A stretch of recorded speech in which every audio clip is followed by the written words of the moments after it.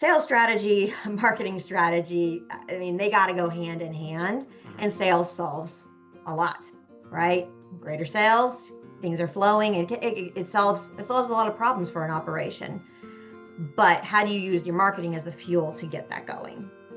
And so it's knowing where are your gaps, where are you lagging, or maybe you're not lagging. Maybe it's like, hey, I'm selling everything. I know who my top customers are. I am just ready to up my game. I am ready to expand. I'm ready to figure out where the next opportunity is. I don't know how to grow past where I'm at today. And that would be something where I would start probing a little bit more of like, well, what does that look like to you? What does that mean to you? What do you have from a just internal structure standpoint where you have opportunities to be more efficient or to improve? Welcome to MeatsPad. It's a platform dedicated to share breakthrough knowledge that is accessible to the global meat industry. On each episode, you'll have the opportunity to listen and learn from meat specialists and professionals about the whole meat industry. This podcast is brought to you by Ultrasource, equipment and supplies for the meat and food industry. Viscofan collagen casings, the best alternative to animal gut casings for a better taste and sustainable sausage making. Hello, meat folks. Welcome back to the MeatsPad podcast. It's your happy, hungry host, Phil Bass. Guys, I'm going to tell you, Sara Scott and Sara was my very first actual professional team member when I first started at my previous job, and I'm super excited to have her on the program. So first off, Sara, do you remember that? I do remember that. So give everybody a little bit of background. Sara and I used to work for a beef company back in the day, Certified Angus Beef, and we traveled around in Canada, and she was the marketing specialist, and I was the pretty face. No, I'm just obviously. and it was an amazing start to my professional career, and it's exciting to see where things have taken both of us. But Sara is now a independent strategic coach for branding and marketing, and I was excited to have her on the program. So first off, Sara, thanks for joining us today. Oh, yeah. Thanks for having me. And yes, we don't have to tell anybody how many years ago that was. We traveled around Canada, but it was a lot of fun. It was a lot of fun. And, and for me, it was absolutely an opportunity to truly grow in a professional manner. I showed up at that beef company with a PhD in meat science, but I had zero experience in the actual professional world and truly the sales and marketing side. And teaming up with you and then others later on really helped me a lot. You spent a little bit more time there growing and refining your skills, and now you have your own business with taking ideas to market. And generally on this program, we're talking about meat science kind of stuff, but I like to expand this. I'd like to get into the business world because that's what truly was taught to me while working at Certified Angus Beef back in the day. And so I'm grateful to have you here. Something that you and I were visiting about recently that really struck a chord and made it so I wanted to have you on this program was we have a lot of meat processors that listen to the program, okay? And it could be anything from slaughter side, fresh further processing, all the way down to the cooked side. And excellent operators of the actual technical business, but that doesn't necessarily make you an expert in sales and marketing, right? And that's something that you said. And so maybe we can just kind of talk about why is it important to focus on something like that, and what are some of the things that you might be able to bring to the table? Sure. No, I appreciate, once again, you having me on. And yes, during our time together, you mentioned, getting to learn so much on the professional side of it, but I was able to really learn a lot on the meat science side. So I grew up on a cattle operation in Northern California and exposed to lots of different production agriculture practices, and then went on to really study ag business at Oklahoma State and marketing, but never dove into the meat science side, and then was fully immersed in it during our time together. And certainly as we were traveling across Canada, lots of windshield time. Yep. And learning all things meat science. And when you think about, how does that pertain maybe to your audience today, and the importance of it is typically if you're getting into the processing or packaging or production side of it, it is more science and operational heavy, right? You have to run a great operation, especially if you want to talk about like a packing plant. That is operations 101, most important thing. And so we think about that so much because it is so critical. But the afterthought then becomes, well, people actually have to buy what we're producing here too. Yep. You got to get the operations right, but if there's not a demand for that product, it doesn't matter how good you are on operations. Hmm. Now, same thing, you could have all kinds of demand. If you don't have the operations right, you're going to fall too. So they Yep. really have to work in unison. And I think there's tremendous opportunity within the meat industry for that because meat is so critical to us as individuals and plays such a big part of just not even from a survival nutrition standpoint, but just from an emotional standpoint. You think, Yeah. meals around the table, right? Then the emotion that comes with that. It's part of the culture. Yeah. Absolutely. Yeah. So yeah, so having a plan, working to make sure that making sure that product is getting sold and is getting known out there. Like, what are some of the strategies that you would recommend? I mean, we're not getting into a full consultation right now, but if I were your meat plant processor and I asked you to come in and kind of help us. We're really good at making the product. We need help selling this stuff. What are some of the areas that we would need to maybe start initially focusing on to start building that brand? Yep. So a couple of things where I would start is, tell me about what's unique to you. If you say we're high quality, that's table stakes, right? That's the expectation of the consumer today is when I buy meat, whether it's the meat case or I go out to a restaurant, it's going to be a quality, good eating experience. We Mhm. hope that it's going to be great and consistently great. But that's really become the expectations. And I mean, how blessed are we that that is the expectation Yeah. today, Yeah. right? So if you tell me, well, we're high quality, okay, that's everybody else too. But what is unique to you and to your story and what you do? If I went and asked your top 5 customers why they buy from you instead of your competitor, what would they say? And I think that's why it's so important to know your customer. And are you telling them what you want them to hear or what they want to hear? We're so close to the product, we're so close to our brand, to our plant, to how it's produced and raised that sometimes we can't even step back and figure out, well, does my customer actually care about this? Mhm. I don't want to overwhelm them with that information. And what do I know about my customer? The more you know about your customer, the better you can serve them. And you want to serve your customer, you want to serve them well because they're your best advocates out there. They're your best Yeah. marketing. And everybody wants to have customers, right? It's critical to your success. Yeah. And so that would be where I would start is what's unique to you? Why do your customers say they buy from you? And what are you doing today to serve your customers? And that You, can be in messaging and marketing, what's unique to you and figure out how we craft a story around that. And I've got a framework I follow to build that story that puts the customer right at the middle. yeah. You know, okay, you just said something that really struck a chord with me and let's see if I can rephrase or say it again, but it's what is it that you want your customers to know and what was the other part? What They is it? want to know. What is it that they want to know?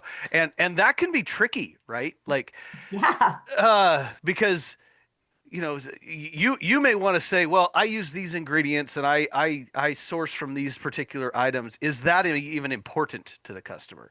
And then the other part is, customers in many cases may want to hear something, but is that something they need to hear? Mhm. So like maybe riff on that. Like what's the Sure. balance there and where do we go with that? Well, a lot of times we get very excited about our products, right? And you should be. I Yes. mean, nobody should be more excited about what you're selling than you, right? You need to be the most excited about in the room. But what you have to be careful of is if you're using what I, call and what is called in the industry, a curse of knowledge. You know too much. And so you don't know when to stop. You don't know how to take it down. You're, going way too far in that first conversation when all I wanted to know is what kind of steak do you have for sale? Like, I did not need to know the 20-year history of you at the plant and what you've seen, right? And so you have to be engaged there and understanding how to ask those good questions to your customer. And, we're so quick to also say we need to educate the customer. No one wants to be educated to, right? Unless you're going to school for an education. You want to be told a story. You want to have a problem solved. You want to be entertained. You want to see you in that product. You want to see you in that brand. And so we have to keep this in mind when we're so passionate about our products, which is one of the things, I mean, I absolutely am fanatical about when it comes to just production ag in general and meat industry and food and people that produce it. You have to love it because the clock doesn't stop at 5, right? Right. You have to have a passion for it. And I love that. I'm very passionate about what I do too, but you have to understand that's not your customer. That's not necessarily what excites them, or you bring them along on the journey and understand your customer's journey, or where are they at in their relationship with you? Are you out on a coffee date, or are you taking them home to meet the parents? Different spots, right? I love the Different metaphor. spots and different things you're going to share. Get that. Yeah. Oh, and you know, now that I'm in the academic world, the curse of knowledge is Very real. that's very real. I have the student come in and ask me, a very simple question, and then an hour later, I'm still pontificating about the biochemistry that's related to that particular question. Not you, And not yeah, you. well, and that was always that was something that I did need to really work on and learn. Early on during my professional career to call back to what we just started the segment with is finding that happy balance of getting getting the getting the information out there, but not overwhelming somebody with the information and hitting those spots. You know, you I want to get into customer data because you keep mentioning that, but I also would say, if folks aren't already, I'm going to give you a chance to kind of talk about your particular your coaching company that you have. If you're not already on Sarah's newsletter list, get on it. It's just a riot, if anything, because the ideas that come up. I just saw your more recent one, and I had to click on it. I had to go see the new Heinz ketchup ad, and it's so simple, but And it's catchy. and it's telling so much. And I love how you're focusing on that kind of stuff.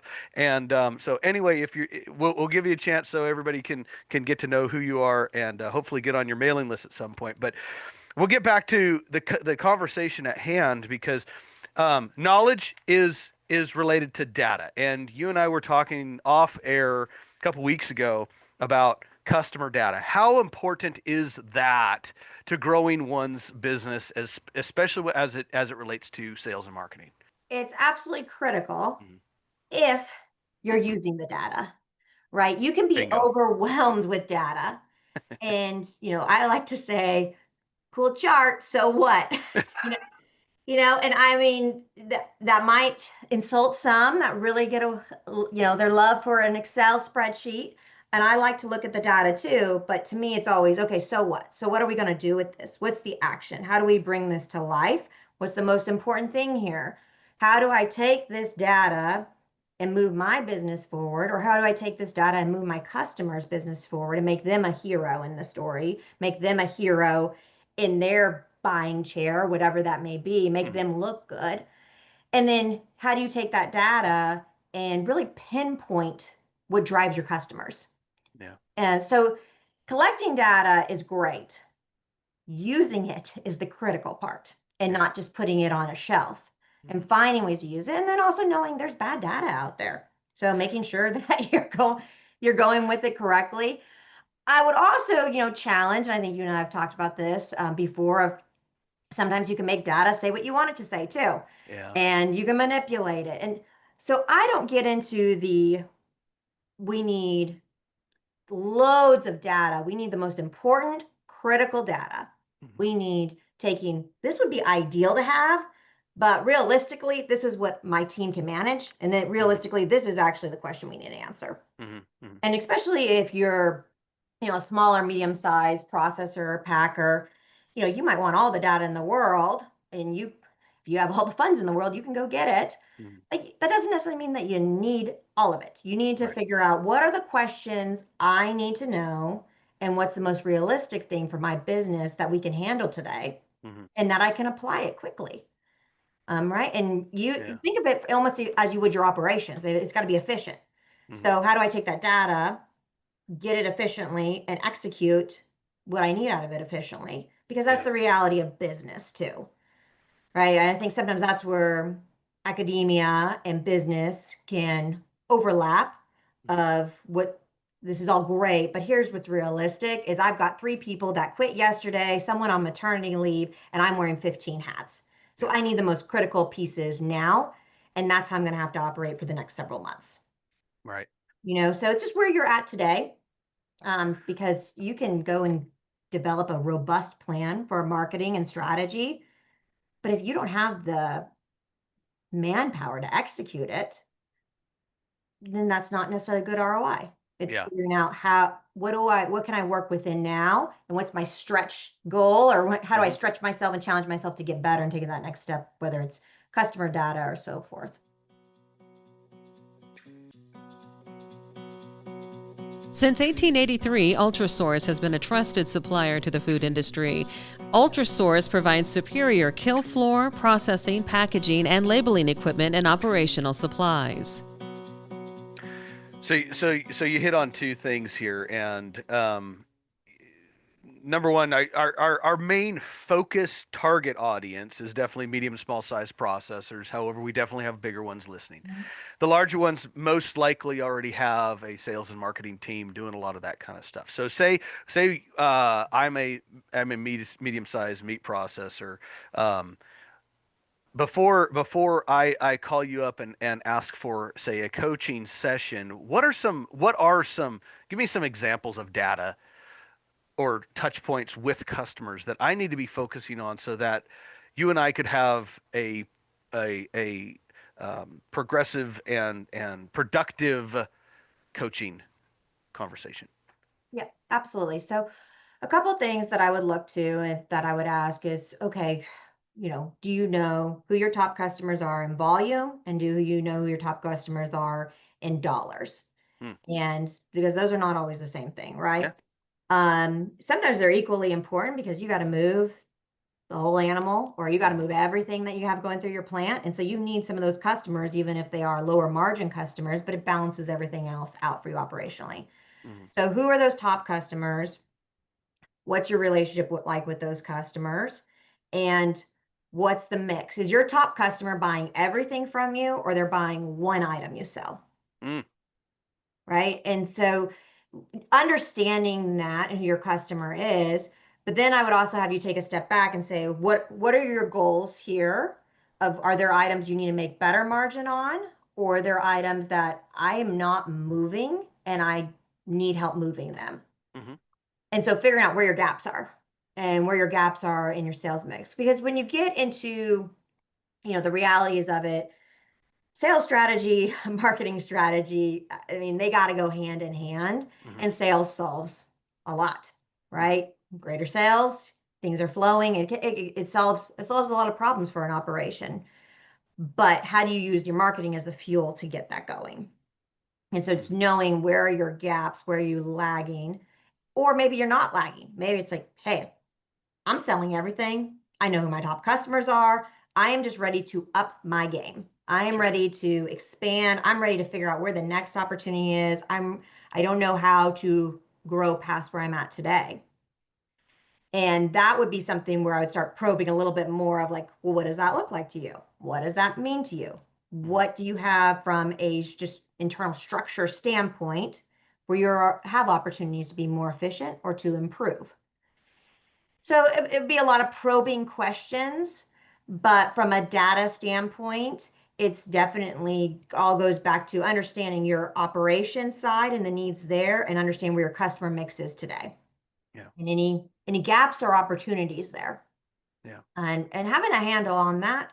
And it's one thing to have a handle of, well, they're a number one customer, and I think this is about what they do, and I think this, and I think that, and that's great, to have that gut feel. But do you really know, and do you know who's the decision maker on that other end? And if that decision maker takes a different job somewhere else, where are you at? Or if you need to move within your organization to somewhere else, where's your organization at? Where are the gaps there? Because the relationship can't hinge upon just two individuals, one on either side.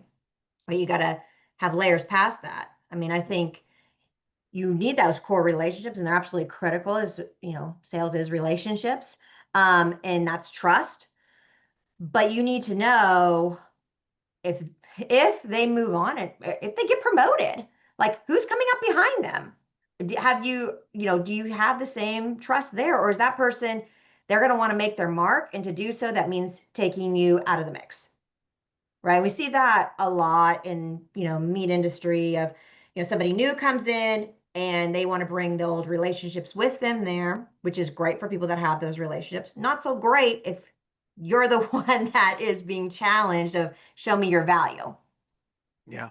Be ready to show your value Mhm. and what sets you apart, because the last thing you want is it to come down to your customer writing the story of price, right? And then that's it. It's a line item. Yeah. And you shouldn't ignore price. Certainly right now, nobody's ignoring it in the beef industry. It's like headline news. I Yeah. think honestly, I mean, I just think you should be leaning into that much more of the value there beyond the price tag. Don't ignore it because it's very real, but you don't want it to become a price game, because everybody's in that game. And that does not give your message and your uniqueness even a chance, if that's what it comes down to. Yeah, I mean, there's a reason why living in the commodity world is a struggling is something to struggle with. You absolutely need to build your brand. You need to make recognition, show the value, as you said, and I say that all the time, and I attribute that back to our time at the beef company. That was something that was talked about all the time was value. Right. It's not always the cheapest item, but it needs to meet the expectations of the customer and hopefully exceed them, especially when it comes to value. And I Um, would add on to that, Phil, of just if you're sitting back saying, okay, my customer is someone who buys my product, mhm, that's not definitive enough, right? You likely have competitors in the space, mhm, and they can buy from them if that's your customer right. too. And so if you get really, really defined of like our ideal customer is this size, this scope, this location from a transportation standpoint, and they think like this, then that's who you market to and you build your strategy around. Mhm, Now, you may need customers beyond that, and you'll probably get customers beyond that from that ripple effect. mhm, But if you market to everybody, you're marketing to nobody. So the more specific you can get, because you don't want to get lost in the middle of all the noise, the more specific you can get, the more your audience hears you. The bigger you get as an organization, the wider you can get in your marketing. If yeah. you're a small organization, I would get very, very specific and very targeted with that. Mhm. And then your team is all saying the same thing too. And so then the industry and the market and your customers are all hearing the same thing, and they can repeat it and remember it and tell Yeah. it to others, right? And become advocates for your organization. All singing from the same hymnal, right? Right. As they would say. Uh, yeah. Preferably a catchy tune. I've been just scribbling little notes here, but you have definitely outlined a full picture strategy, product to team and everything in between. Mhm. Have the right team, and I say this a lot of times on this particular podcast because we can have all the science in the world, but if we don't have the teams to execute, not just in the sales side, but then also like ops and even research, we have to have the right teams put together to fully fulfill the objectives, right? Building that team is very, very important. And I would say for our small to medium sized processors out there, especially the small ones, if you are wearing many hats, which you likely are, Probably. yeah, and your head's starting to get a little tired, and you have maybe a few too many hats. Sometimes it's important to step back, focus on what you're really good on, and Mhm. then invite someone like Sarah to come in and give you a hand to fill in the gaps that maybe are not a high priority for you, but need to be. Sure. And I think I appreciate that, Phil. I also would look at it in a variety of ways of if you looked at your operation and you saw the need for a piece of equipment that would make Mhm. you better, Yeah, and I make that investment. It might not pay exactly. for itself in this moment, but over time pay dividends and Mhm. make a mark on my company, and it'll help us so much better, so much more for longer periods of time. And I would look at that the same way across your team. A lot of folks that are small processors, they're wearing a lot of hats, and sometimes they just need somebody to help accelerate things. Mhm. And the thought of how do I tie all of this together? And if you're that close to it, you might see, well, it just ties together just like this, and it's very obvious to you because To you you. live it and you breathe it every Yeah. day. Yep. But realize if you're, the leader there, that's very different than all your other positions too. And so bringing somebody in that can kind of step back and say, okay, this is what I see, this is what I hear. And it really becomes the business opportunities present themselves. When you develop a marketing strategy or really define who your customer is, it'll start to expose where your business opportunities are too, Mhm. and what products you maybe should be accelerating and other products you maybe should be holding off on. Mhm. And it's not just developing a marketing plan, it truly is a strategy to grow your business and to grow profit dollars. Yeah. And that is going to expose where those greatest opportunities are. Yeah. And that is a really hard thing to do if you're running the day to day operations because your phone Yep. doesn't turn off, your Yep. email doesn't turn off. And there's a lot of urgent things that come in there Yep. and they're time sensitive. And so you're continuously using the part of your brain to strategize is getting eaten at by urgent, time sensitive. We got to keep this thing moving because we have a plant and we have an operation and we have a business we're running. And I have to keep it running and moving. And so it's hard to take the time to step away. And so instead of taking time to step away, bringing somebody in to help with that can expedite those things. But I think it's critical to know where you're at as a company too, and knowing, okay, that sounds nice, but is that realistic for where we Mhm. are? And identifying what's realistic that I could execute in this next 3, 6, 9, 12 months and what's not. Yeah. And taking it in bite sizes because you can come up with the best plan. If it sits on the shelf, it's not doing anybody any good. Right. Right. Well, that's all immense wisdom, and I just keep Well, sitting here thank you. smiling. I mean, I'm smiling so much just seeing how my friend who is I'm now getting a chance to interview on a podcast that I never dreamed I would ever be doing something like this in the first place. But I want to give folks a little bit of background too. And Sarah's not going to say this out loud probably, but Sarah is nationally, internationally recognized, has worked with a unbelievable amount of teams and groups and has experience in all sizes of and shapes of folks in the meat industry. And so if you have interest in going to the next level, I think it would behoove you to reach out to Sarah, and if she's and if it's not a great fit, she might be able to help you find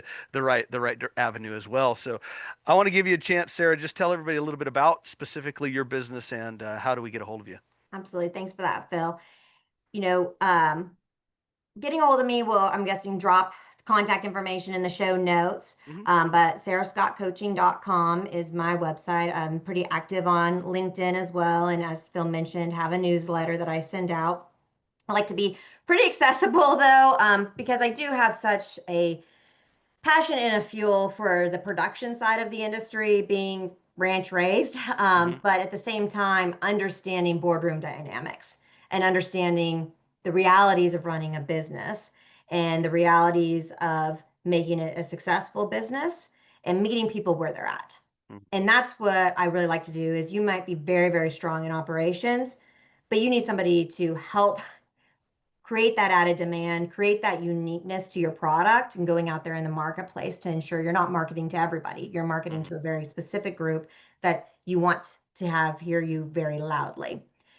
So I offer, a variety of things, whether that's coming in and doing a 1-day workshop with your team, or sitting on helping with a certain product or brand and building that out, or relaunching it or rebranding it and that strategy, and coming in a project specific. Or, I do work with a couple of companies from a retainer standpoint and ongoing relationship with them. So I really like to meet people where they're at. So I do some standardized things from the standpoint of a framework to building your unique story, and how do we do that, and have some questions of what success looks like to your customer, and what does failure look like to them, and how do you utilize that, incorporate that when talking about your products. So I do have a framework in place that I can apply to businesses of very variety of scales and sizes. But one of the things that I want your team or your listeners to understand and think about is just, maybe they're not in a spot where they're going to bring somebody on from the outside. It just doesn't work for their business today. What I would challenge them, though, to do is go back to that customer base that they're selling to today.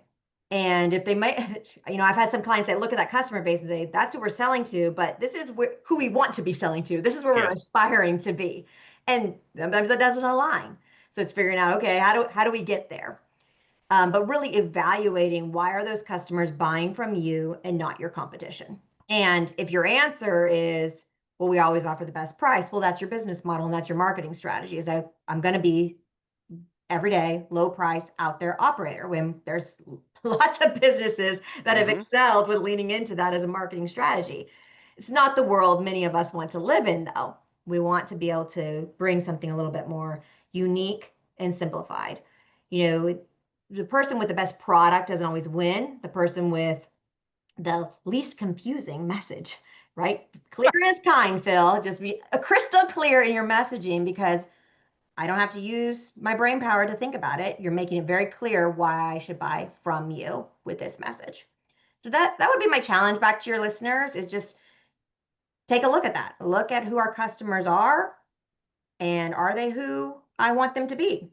And why are they buying from us and not the competition?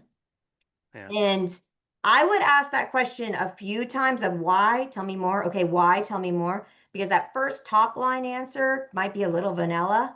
It might be a little basic and not unique, but keep going down to the why. And if the why is, it's because this guy sells to them, okay, what does he do? What does he talk about? And what does that look like? Yeah. Those are some things that I would leave with your audience to think about.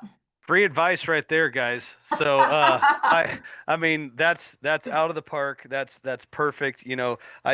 I wrote down, circled and underlined, have goals. You got to have a target that you're shooting at. You can't just shoot wildly. So have a target.